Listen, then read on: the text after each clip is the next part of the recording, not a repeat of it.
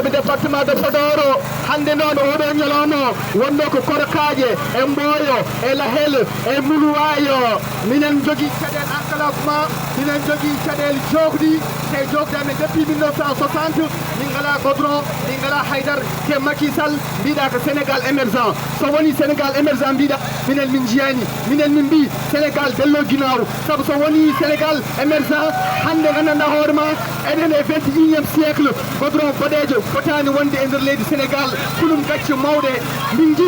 jiiɗi gussa gouvernement mama o gussa ministére uji poɗɗa o jabde ministére uji usta gouvernement o mbaɗa ɗum des milliards pewda goudron ngaji pewnaka men laaɓi ɗi minen jeeya e worɓe ha laamiɗa élection 2012 min mbaɗirma ka fuutanke min ballirnoma ka bandiraɗo min ballirnoma sa laamim ma itti mette ya andu hande fuutankoɓe beltaki laamu ma te min cuuɗaki min mogginaki min dupuɗa boloji min piita haydar kon mamen dar min kal caɗele men Macky fuutu weltaki laamu ma Alaji Tidiani An gorko mo Gamaji Sare o meeɗi wiide Sénégal sa darima ha keeɓa fodde ma a heɓata fodde ma Tidiani An wino fodde tete hande min gari pettude fodde men Allah jarama jarama a jarama ɗo kadi dariɗo ko commune mo Guédé village dariɗo ene wonde hunde commune mo Gamaji Sare